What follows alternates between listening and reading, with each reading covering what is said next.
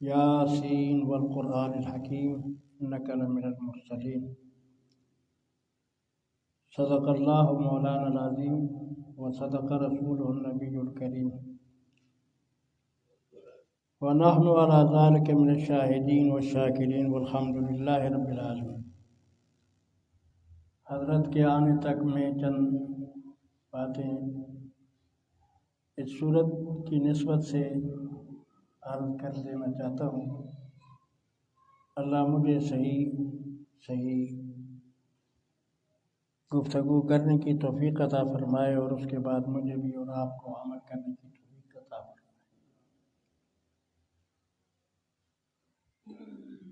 عزیزان محترم، سورت یاسین کے متعلق مختصر عرض یہ ہے، حضرت علی ابن ابی طالب کا قول ہے، تفسیر قرطبی کے حوالے سے انہوں نے ذکر کیا ہے کہ 3 اشخاص ایسے تھے جو قابل قدر تھے۔ 3 اشخاص ایسے تھے جو قابل قدر تھے۔ ان میں ایک صاحب یاسین ہے جس کا اصل نام حبیب مری بن نجار تھے۔ عملاً یہ کام نوح علیہ السلام والا کرتے تھے، یعنی لکڑ والا کام، لیکن اللہ نے ان کو عقیدہ توحید سے نوازا تھا۔ ایک دور تھا، 2 قول ہے مفسرین کے، ابن کثیر نے تفسیر کی ہے۔ ایک قول تو یہ ہے کہ یہ اللہ کی طرف سے فرستودہ تھے، بھیجے ہوئے تھے، پیغمبر تھے، اور دوسرا قول یہ ہے کہ یہ سیدنا عیسیٰ علیہ السلام نے بھیجے تھے ان کو۔ اور اسی پہلی رکوع سے ان کا ذکر ہے، قرآن کریم ان الفاظ سے ذکر کرتے ہیں، وَاضْرِبْ لَهُمْ أَصْحَابَ الْقَرْيَةِ إِذْ أَرْسَلْنَا إِلَيْهِمْ اثْنَيْنِ وَكَذَّبُوهُمَا فَعَزَّزْنَا بِثَالِثٍ۔ جب اللہ نے ان کی طرف یا عیسیٰ علیہ السلام کی طرف سے جو آئے تھے 2، تو بستی والوں نے ان کو جھٹلا دیا۔ اور جھٹلانے کی سب سے بڑی وجہ کیا تھی؟ یہ مسئلہ بہت پرانا آ رہا ہے۔ آج کل لوگ کہتے ہیں چھوڑو جی یہ نور بشر کی یہ کوئی مسئلہ ہے، کیوں نہیں بھئی حقیقت۔ ہر دور میں اس مسئلے پر لوگوں نے گفتگو کی ہے اور اہل حق نے جواب دیا ان کو۔ تو جب انہوں نے ان کو جھٹلا دیا تو تیسرا ان کا مؤید آ گیا، تائید کرنے والا آیا، اور اس نے کہا نہیں جی ہم تو اللہ کی طرف سے بھیجے ہیں یا عیسیٰ علیہ السلام کی طرف سے بھیجے ہیں، اور ہم آپ کو مسئلہ توحید سمجھانے کے لیے آئے ہیں۔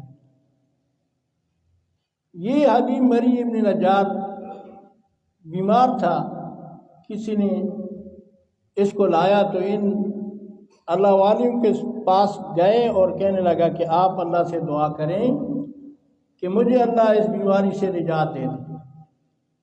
تو انہوں نے کہا، اور یہ مسئلہ شرعی ہے، نیک آدمی ہو اور صاحب شریعت ہو اور اس کے پاس کوئی جائے اور اس سے دعا کرائے تو یہ بالکل صحیح ہے اور سنت ہے۔ جس طرح جناب رسول اللہ کے زمانے میں صحابہ حضور کے پاس جایا کرتے تھے، کوئی مسئلہ پیش آ جاتا تھا، آپ دعا کرتے تھے، اللہ پاک اس کا سبیل نکال دیتے تھے۔ لیکن آپ نے جب دنیا سے پردہ فرمایا تو کوئی بھی یہ نہیں گیا، کسی جماعت نے بھی یہ نہیں سوچا کہ چلو حضور کے قبر پر جاتے ہیں اور وہاں سے توسل بن نبی کا وسیلہ ذریعہ بنا کر کے دعا مانگتے ہیں۔ نہیں، حضرت عباس کے پاس جایا کرتے تھے اور حضرت عباس سے دعا کروایا کرتے تھے۔ صحیح مسئلہ بھی یہی ہے، اور یہ اہل حق اور اہل باطل کے درمیان یہ ایک فیصلہ ہے ہمارا۔ تو توسل جو ہے وہ اعمال صالحہ کا ہے۔ جس طرح حدیث میں بنی اسرائیل کا جلد ثانی حصہ بحمد اللہ جامعہ عباسیہ میں اس دفعہ دورہ، چھوٹا دورہ بھی تھا بحمد اللہ، مشکات جلدین اور تفسیر بیضاوی اور اسی طریقے سے تفسیر نحوۃ الفکر اپنا حدیث کی کتاب ہے یہ یہاں، تو اس میں دوسرے حصے میں یہ بات ذکر ہے کہ بنی اسرائیل کے دور میں 3 آدمی غار میں بند ہو گئے اور پتھر اوپر سے گر پڑا، غار کا منہ بند ہو گیا، اور مولانا راشی ماتو ہے اچھا غار کا منہ بند ہو گیا، تو یہ تینوں آدمی نے آپس میں مشورہ کیا کہ وہ عمل جو تم نے خالص اللہ کی رضا کی خاطر کیا ہے وہ اگر آپ پیش کریں گے اللہ کے سامنے تو ہو سکتا ہے کہ ہمیں راستہ مل جائے۔ تو تینوں آدمی نے عمل صالح پیش کیا، ایک والدین کے ساتھ اچھا سلوک کرنے والا تھا، ایک وہ فعل قبیح یعنی زنا سے اپنے آپ کو بچایا، اور تیسرا یعنی والدین کا تابعدار، اور یعنی تیسرا وہ آدمی جو مزدور کو مزدوری دینے کے وقت ان کے درمیان ناچاکی آ گئی پیسوں میں کہ مجھے زیادہ دو، اس نے کہا زیادہ نہیں ہے یہی ہے لے لو، اس نے اس کے پیسوں کو بڑھایا چڑھایا، اس نے تجارت کی، کافی بڑھ چکا، ایک دن وہ آ گیا اور اس نے ان کو وہ سارا مال حوالے کر دیا، اس نے کہا میرے ساتھ مذاق کرتے ہوئے میرا وہی جو پیسے بنتے وہی دے دو، اس نے کہا یہ میں تیرے لیے بڑھایا ہے۔ تو بہرحال ان تینوں نے اپنا عمل پیش کیا اور عمل کی وجہ سے اللہ نے وہ پتھر ہٹا دیا۔ آل حق کا یہی مسئلہ ہے کہ وسیلہ کیا ہے؟ اعمال صالحہ ہے۔ اسی طرح قرآن کے نکات میں شیوخ یہ ذکر کرتے ہیں فَأَنْقَذَكُمْ بِسَبَبِ ایمانکم، چوتھا سپارہ ہے، ہم نے حضور کی ایمان کی وجہ سے آپ کو جہنم کے گڑھے پر آپ پہنچ چکے تھے، ہم نے اس گڑھے سے گرنے سے آپ کو بچا دیا۔ کس وجہ سے؟ بسبب ایمان محمد صلی اللہ علیہ وسلم۔ تو ایمان کیا ہے؟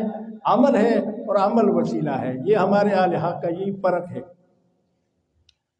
تو یہ ان کے پاس آیا اور انہوں نے دعا کی، اور مختصر یہ ہے کہ دعا کی تو یہ چلے گئے، پھر کسی عرصہ بعد یہ پھر آئے، یہ اللہ والے مبلغین رسول اللہ کے جو کیا تھے؟ انسان تھے، بشر تھے، اور انہوں نے انکار کیا کہ ہم بشر کو رسول نہیں مانتے، بلکہ ان پر فتویٰ بھی لگایا نامبارک ہونے کا کہ یہ تم نامبارک ہو، منحوس ہو دوسرے الفاظ میں۔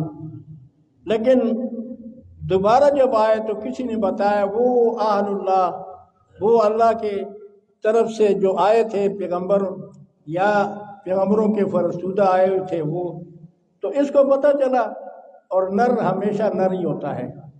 دیکھو قرآن سورۃ انبیاء میں کیا ہے، یہ ہمارے آلیہ کے ساتھ یہ عمل کس نے کیا ہے؟ تو کہنے لگے کہ یہ ایک نوجوان تھا۔ قرآن جہاں بھی نر آدمی ہوتا ہے نا اس کے بارے میں فتن یقال لہ ابراہیم، یہ نہیں کہتا کہ ہم کہتے ہیں کہ وہ ابراہیم کہتے، لوگ اس کو ابراہیم کہتے، اتنے منحوس تھے کہ حضرت ابراہیم علیہ السلام کا نام ہو زبان پر نہیں لانا چاہتے تھے۔ اور انہوں نے مسئلہ کس طرح بیان کیا تو لوگوں کو بتایا، خطاب قوم کے ساتھ نہیں کیا، خطاب اپنی جان کے ساتھ کیا۔ وما لی الا 21واں پارہ پہلا، وما لی الا اعبد الذی فطرنی والیہ ترجعون، مجھے کیا ہوا ہے کہ میں صرف اس اللہ کو نہ پکارا کروں جو میرا خالق اور میرا مالک ہے۔ عقیدہ ہو تو ایسا ہو، یہ نہیں کہ بعض آدمی یعنی عقیدے کا اظہار ہی نہیں کر سکتے اللہ کے بندے، اور عقیدے میں سب کچھ عقیدے میں بند ہے۔ اسی ذات کو میں کیوں نہیں نہ پکاروں جس ذات نے مجھے پیدا بھی کیا ہے اور اسی کی طرف میں نے لوٹنا بھی ہے۔ اس نے کہا اچھا تم بھی پنپیری ہو گئے ہو، تم بھی غلام خانی آ گئے ہو۔ تو انہوں نے ان پر پتھروں، یعنی ہر قوم میں ان کا ایک طریقہ کار ہوتا ہے، اب سرحد میں جاؤ تو صرف انگلی ہلا دیتے ہیں اگلے کو، اور یہ علاقہ چھت میں نٹھوبا کے مشرق جانب میں مشہور جگہ ہے، چاقو چھریاں بہت بہترین بنتی، ہم زمانہ طالب علمی میں وہاں رہے ہیں، جلالیہ جاتے تھے سبق پڑھنے کے لیے، شیخ صاحب کی کتابیں کم تھی وہ مسجد میں پڑھتے تھے، اور میں اور 1-2 ساتھی جاتے تھے جلالیہ سب پڑھنے کے لیے۔ یہ سب عبور کرتے تھے، یہاں سے پیدل جاتے تھے۔ آپ چھت والوں کو پتہ ہے کہ نٹوپے کے بعد ببوتی آتی ہے، ببوتی کے بعد ملک مالا آتا ہے، ملک مالے کے بعد شنکا آتا ہے، شنکے کے بعد پھر جلالی آتا تھا، اور وہاں پڑھ کر کے پھر اپنی مسجد کے طرف آتے تھے۔ یہ اس طرح ملا ہے، اس طرح نہیں آیا کہ بھائی آج اس لیے آج قدر کوئی نہیں ہے، مفت تم مل جائے اگلے کو تو اس کی قدر کوئی نہیں ہوتی۔ تو بہرحال وہ بستی کے دوسری جانب سے آیا اور تائید کی، تو انہوں نے اس وقت ان کا ذریعہ کیا تھا، واردات پتھروں سے مار مار کے اس کو کیا کر دیا، شہید کیا۔ اور کس وجہ سے؟ مسئلے توحید کی تائید کی وجہ سے، کہ بھائی تم بھی ایسے نکلے۔ آج کئی آدمی کر لیتے ہیں صحیح، برملا تائید نہیں کرتے۔ یہ تائید کرنا بھی بہت بڑا مسئلہ ہے۔ تو جس کی وجہ سے اللہ نے ان کو یہ مقام دیا۔ میں نے پہلے بتا دیا کہ 3 آدمی قابل قدر تھے، ان میں حبیب مری ابن نجار، اور دوسرے نمبر حضرت علی ابن ابی طالب، اور تیسری نمبر پر کیا ہے، اصحاب کیا ہے، رجل مومن، جس کے نام پر سورت مومن پوری سورت چلتی ہے۔ اور مسئلہ توحید کی وجہ سے اللہ نے اس کو یہ مقام دیا۔